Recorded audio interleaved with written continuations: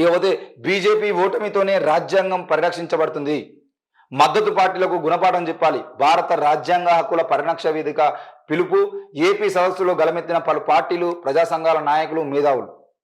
మరి అమరావతి రాజ్యాంగానికి ప్రజాస్వామిక హక్కులకు సంబంధించిన హాని తలబెట్టిన బీజేపీని, ఆ పార్టీ మిత్రపక్షాలను, మద్దతుదారులను రానున్న సార్వత్రిక ఎన్నికల్లో ఓడించాలని భారత రాజ్యాంగ హక్కుల పరిరక్షణ వేదిక పిలుపునిచ్చింది. దేశాన్ని అన్ని విధాలా అధోగతి పట్టించిన, సహజ వనరులతో సహా ప్రజాధనాన్ని కార్పొరేట్లకు దోచిపెడుతున్న, ప్రజల్లో మత కుల వైషమ్యాలకు కారణమైన మోడీ ప్రభుత్వంపై పార్టీలు, ప్రజా సంఘాలు, మేధావులు ప్రతి ఒక్కరూ ఐక్యంగా పోరాడాలని విజ్ఞప్తి చేసింది. ప్రమాదంలో పడ్డ దేశాన్ని రక్షించుకునేందుకు యావత్ పౌర సమాజం ముందుకు రావాలని కోరింది.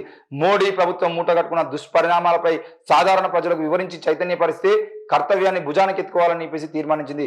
మోడీ హఠావో దేశ్ బచావో నినాదంతో భారత రాజ్యాంగ హక్కుల పరిరక్షణ వేదిక ఆంధ్రప్రదేశ్ కమిటీ శుక్రవారం విజయవాడ సిద్ధార్థ ఆడిటోరియంలో సదస్సు నిర్వహించింది. మరి అందులో తీసుకున్న తీర్మానాలు ఏంటి అని అంటే, అంగన్వాడీల పోరాటానికి సంఘీభావం తెలుపుతూ సిఐటియు ఏపీ నాయకులు సిహెచ్ నరసింహారావు రాజకీయ తీర్మానాన్ని ప్రవేశపెట్టారు. ఇక్కడ కూడా ఇండియా ఉండాలని చెప్పేసి జేడి శ్రీరామ్ అంటున్నారు. బీజేపీ మిత్రులకు వ్యతిరేకంగా ఈ రాష్ట్రంలో కూడా ఇండియా కూటమి బలపడాలని కాంగ్రెస్ జాతీయ నాయకులు జేడి శ్రీరామ్ అన్నారు. రాజ్యాంగ విలువల పరిరక్షణ కోసం పోరాడే వారందరూ ఒక వేదిక మీదకి రావాలని, కాంగ్రెస్ తో కలిసి రావాలని అన్నారు. రాష్ట్రంలో బాబు, జగన్, పవన్ బీజేపీగా నడుస్తున్నాయన్నారు.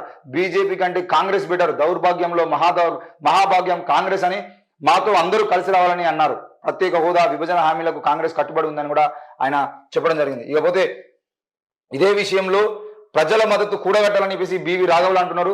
బీజేపీని ఓడించేందుకు ప్రజల్లోకి వెళ్లి మద్దతు కూడగట్టే కర్తవ్యాన్ని తీసుకోవాలని సిపిఐ పోలిట్ బ్యూరో సభ్యులు బివి రాఘవులు పిలుపునిచ్చారు.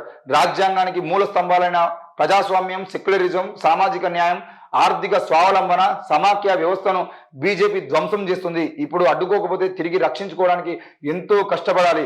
స్వాతంత్ర ఉద్యమ త్యాగాల ద్వారా రాజ్యాంగం వచ్చింది. రాజ్యాంగ ధ్వంసాన్ని నిరోధించకపోతే దేశానికి, స్వతంత్రానికి ద్రోహం చేసినట్లే అవుతుంది. న్యూస్ క్లిక్ పై దాడులు, మీడియాపై ఆధిపత్యం, జర్నలిస్టులపై కేసులు బీజేపీ ప్రభుత్వ నియంత్రణత్వానికి నిదర్శనం. సినిమాలపైన దాడి, నటి నయనతారపై అక్కసు చూస్తున్నాం. సైన్స్ కాంగ్రెస్ జరగకుండా చేశారు. ఫెడరలిజం ఉండటం వల్లనే రాష్ట్రాలు ఇప్పటికైనా ఇలాగే ఉన్నాయి. ఈ సభలో వైసీపీ, టీడీపీ, జనసేన లేవు. ఒక్క సీటు గెలవకపోయినా కూడా బీజేపీకి ఏపీలోనే ఎక్కువ బలం ఉంది. బీజేపీ వద్ద 3 పార్టీలు సాగిల పడుతున్నాయి. ప్రాంతీయ పార్టీలను బీజేపీ మింగుతుంది. 3 పార్టీలు ఆలోచించుకుని ప్రజల వెంట ఉండాలి తప్ప, లేకపోతే సాగిలపడే పార్టీలను పక్కకు తోసేసి ప్రజలు తాము రక్షించుకుంటారని చెప్పేసి అయితే రాఘవులు అంటున్నాడు. ఇకపోతే మోసం చేసే బీజేపీ అక్కర్లేదని తమ్మారెడ్డి భరద్వాజ అంటున్నాడు. ప్రజలను మోసం చేసే బీజేపీ దేశానికి అవసరం లేదని ప్రముఖ సినీ నిర్మాత తమ్మారెడ్డి భరద్వాజ్ అన్నారు. పద్మావతి సినిమాకు మద్దతు ఇచ్చినందుకు హైదరాబాద్లో ఒక బీజేపీ ఎమ్మెల్యే తెలుగు సినీ పరిశ్రమ కుటుంబాల్లోని మహిళలందరూ చెడ్డవాళ్ళని కామెంట్ చేశారని గుర్తు చేశారు.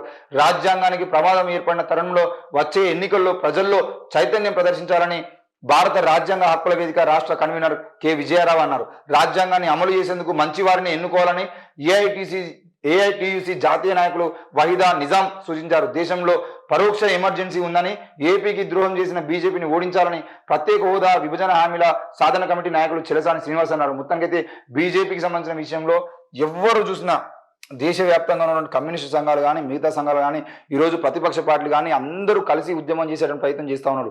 ఎందుకు అనంటే ఇక్కడ ఏ హక్కుల్ని మనం లేకుండా కోల్పోతున్నాం. అసలు మనుషులకు ఉండాల్సినటువంటి బాబాసాహెబ్ అంబేద్కర్ కల్పించిన హక్కులు మొత్తాన్ని వాళ్ళు కాలు రాస్తున్నారు. ఆ విషయాన్ని మనకు అర్థం కాకుండా చేస్తున్నారు అనే విషయాన్ని చాలా మంది ప్రజలు అర్థం చేసుకోలేకపోతున్నారు. ఇక ముఖ్యంగా అయోధ్యతో ఎన్నికలకు అజీజ్ పాషా, అయోధ్య రామాలయాన్ని చూపించి ఎన్నికల్లో గెలవాలని బీజేపీ చూస్తుందని సిపిఐ జాతీయ నాయకులు అజీజ్ పాషా అన్నారు. గత ఎన్నికల్లో మల్లే, పుల్వామా వంటి ఈసారి లేవు. పూరి, శంకరాచార్య వంటి వారు అభ్యంతరం చెప్పినా కూడా వినట్లేదు. 3 రాష్ట్రాల్లో గెలుపు చూసి భారీ మెజార్టీతో కేంద్రంలో వస్తామంటుంది గోడి మీడియా. గెలిచిన రాష్ట్రాల్లో పెద్ద మెజారిటీ ఏమీ లేదు. ఇండియా బ్లాక్ కలిసి ఉన్నట్లయితే బీజేపీకి ఆ గెలుపు సాధ్యమయ్యేది కాదు. అయోధ్య వెళ్ళకపోయినా కాంగ్రెస్ కూడా మృదు హిందుత్వం అంటుంది. కాంగ్రెస్ కర్ణాటక, తెలంగాణలో వాళ్ళే రావాలి తప్ప వేరే విధంగా కాదు. బీజేపీ పాలన వలన దేశానికి ప్రమాదం, ప్రజలు ఐక్యంగా పోరాడాలని చెప్పేసి చెప్తా ఉన్నారు. ఏది ఏమైనా కూడా ముఖ్యంగా అయోధ్యకు సంబంధించిన విషయంలో అయోధ్య పేరుతో రాజకీయాలకు పోవాలని చెప్పేసి ప్రభుత్వం భావిస్తుంది. అసలు అయోధ్యకు సంబంధించిన విషయంలో ఈ నెల 22వ తారీఖున అయోధ్యలో నిర్మించబోతుంది కేవలం బాలరాముడి ప్రతిష్టాపన మాత్రమే. మరి ఆ బాలరాముడి ప్రతిష్ట మాత్రమే అని చెప్పకుండా అక్కడ మొత్తానికి రాముడిని ప్రతిష్ఠిస్తున్నట్టుగా జరుగుతున్నటువంటి ఈ ప్రచారం అంతా కూడా కేవలం ఈసారి పుల్వామా సంఘటన లేకుండా, అంటే పుల్వామా దాడులు అంటే ముఖ్యంగా బార్డర్లో సైనికుల మీద దాడులు చేయించడం ప్రయత్నం చేయలేక, ఆ సైనికుల మీద దాడులు చేసేది ఉంటే అది ఎక్కడ తిరిగి మాకే తిరిగి కొడుతుందా అని చెప్పేసి, ఎందుకంటే ఇంతకుముందు జరిగిన దాడులన్నిటికి సంబంధించిన విషయంలో, పుల్వామా సంబంధించిన విషయంలో, మిగతా సంబంధించిన విషయంలో తప్పులన్నింటినీ బయటికి తీసేదంటే అవన్నీ బీజేపీ ప్రభుత్వం దగ్గర నుండి చేయించింది కేవలం ఓట్ల కోసమే. ఏ రాష్ట్రంలో ఎన్నికలు జరిగినా బార్డర్లో బాంబుల దాడులు, పాకిస్తాన్ వచ్చి దాడులు చేస్తుంది, ఇక్కడ ఉన్నటువంటి సైనికులు చనిపోతారు. మరి ఇలాంటి ఇన్ఫర్మేషన్ లేకుండా వాళ్ళ గుడారాల మీద దాడులు చేసి చంపిన ప్రయత్నం ఇట్లా చేసింది, అది కాంగ్రెస్ అంటే బీజేపీ పార్టీకి తెలియకుండా చేసిందా అని చెప్పేసి చాలా మంది లాస్ట్ టైం ప్రశ్నించారు. అట్లాంటివి ఈసారి కూడా చేస్తే ఇక్కడ బుక్కబోర్లో పడతాం అని చెప్పేసి పుల్వామా లాంటి దాడులు చేయకుండా అయోధ్య రామ మందిరాన్ని ముందర పెట్టుకుని పనిచేస్తుందని చెప్పేసి అయితే మాట్లాడుతూ ఉన్నారు. మరి నిజంగానే వాళ్ళకు అయోధ్య రామ మందిరాన్ని రాజకీయం కోసం వాడుకోకుండా, రాముణ్ణి ముఖ్యంగా దేవుణ్ణి రాజకీయం చేయకుండా ఉండాలనుకుంటే అయోధ్య రామ మందిర విషయాన్ని పక్కన పెట్టేసి ఈ నెల 22వ తారీఖున అయోధ్య రామ మందిర ఓపెనింగ్ దగ్గర నుండి లోక్సభ ఎన్నికల ప్రచారాన్ని నరేంద్ర మోడీ ప్రారంభం చేయనున్నారు. అంటే అది కేవలం వాళ్ళు వాడుకోవడం కోసం, లోక్సభ ఎన్నికల కోసం మాత్రమే ఈ నెల 22వ తారీఖున ఒక కార్యక్రమాన్ని ఏర్పాటు చేశారు. నిజానికి అదే రామ మందిర నిర్మాణం పూర్తి కావాలంటే 2025 సంవత్సరం పడుతుంది. ఇంకా 2 ఏళ్ళు సమయం ఉన్నప్పటికీ ఇప్పుడు దాన్ని కేవలం బాలరాముడి ప్రతిష్టాపన పేరుతో పెద్ద కార్యక్రమాన్ని చేపట్టడానికి ప్రధాన కారణం కేవలం ఎలక్షన్లో మళ్ళీ గెలవడం కోసం చేస్తున్న ప్రయత్నంలో భాగంగా రాముణ్ణి అడ్డం పెట్టుకొని ఇన్ని రోజుల పాటు అయోధ్య రామ మందిరం పేరుతో రాజకీయాలు చేశారు. ఇప్పుడు రాముణ్ణి ముందర పెట్టుకొని రాజకీయం చేసేటువంటి ప్రయత్నం చేస్తున్నారు. వాళ్ళకు దేవుడు కేవలం రాజకీయానికి ఉపయోగపడుతుంది తప్ప వాళ్ళకు దేవుని మీద నిజమైన ప్రేమ లేదు. ఈ విషయం కూడా ప్రజలు ఆలోచించాలి. ముఖ్యంగా హిందూ సోదరులందరూ ఆలోచించాలి. ముఖ్యంగా బీజేపీ నాయకులు మా నరేంద్ర మోడీ మా దేవుడు అని చెప్పుకునేటువంటి వాళ్ళందరూ కూడా ఈరోజు రాముణ్ణి ఓట్ల కోసం మాత్రమే వాడుకునేటువంటి అంటే ముఖ్యంగా రాముని ద్రోహి ఎవరైనా ఉన్నారంటే అది కేవలం మోడీ మాత్రమే అనే విషయాన్ని కూడా మీరు గుర్తుపెట్టుకోవాల్సిన అవసరం ఉంది. ఇక రైతు ఉద్యమం స్ఫూర్తిగా బలపడాలి, రాకేష్ తికాయత్. మోడీని ఓడించడానికి ఢిల్లీ రైతు పోరాటం స్ఫూర్తిగా దేశవ్యాప్తంగా ఉద్యమం బలపడాలని సంయుక్త కిసాన్ మోర్చా జాతీయ నాయకులు రాకేష్ తికాయత్ అన్నారు. మతోన్మాదం దేశాన్ని పట్టిపీడిస్తున్న సమస్య, ప్రజలందరూ దుఃఖిస్తున్నారు. రైతులకు ఎంసీపీ పెద్ద సమస్యగా మారింది. ఏ రైతు సంతోషంగా లేడు. పెట్టుబడిదారుల కబంధ హస్తాల్లోకి రైతులను పెట్టేందుకు కుట్ర జరుగుతుంది. వీటన్నిటికీ విరుగుడు మహా ఉద్యమమే. అందుకు అందరూ సిద్ధపడాలి. దేశం ప్రజాస్వామ్య పునాదులపై నడుస్తుంది. కాపాడుకునేందుకు సమాయత్తం కావాలని చెప్పేసి మరి రైతు ఉద్యమ నాయకుడు రాకేష్ తికాయత్ అంటున్నాడు. మరి వాళ్ళు దాదాపు 100 రోజుల పాటు ఢిల్లీ నడిగడ్డన వాళ్ళు చేసిన ధర్నా, వాళ్ళు చేసిన రాస్తారోకో, వాళ్ళు చేసిన పాదయాత్ర మనందరం చూసిందే. ఒక్కొక్కరి కాళ్ళు మొత్తం తోలు ఊడిపోయినా కూడా వాళ్ళు పాదయాత్రలు చేసిరు.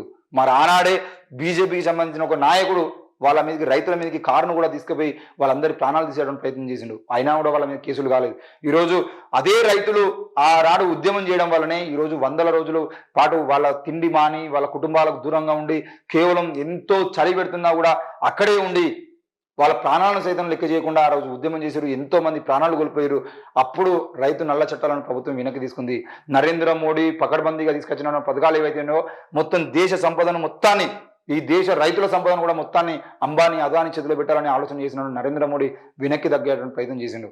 ఆ తర్వాత మళ్ళీ అక్కడ ఆగిపోయిందా అంటే వీళ్ళ రైతు ఉద్యమం ఆగిపోయిన తర్వాత మళ్ళీ దాన్ని తెర మీద తీసుకొచ్చిన ప్రయత్నాలు ఎన్నోసార్లు చేస్తున్నాడు. తెలియకుండానే ప్రభుత్వానికి అంటే ఇలాంటి విచారణ చేయకుండా, ఇలాంటి విషయాలు బయటికి రాకుండానే దేశాన్ని దోచిపెట్టడానికి ప్రయత్నం చేస్తూ ఉన్నాడు. మరి అవన్నీ జరగకుండా ఉండాలంటే దేశవ్యాప్తంగా అట్లాంటి ఉద్యమాలు జరగాలని చెప్పేసి రాకేష్ తికాయత్ గారు అంటున్నారు. మరి రానున్న రోజుల్లో ప్రజలు అదే విధంగా ఉద్యమాలు చేస్తారా, మరి ఉద్యమ స్ఫూర్తి కోల్పోయిరా, ఏం జరుగుతుంది, ఎట్లా జరుగుతుంది అనే విషయాన్ని అయితే మనం గమనించాల్సి ఉంది.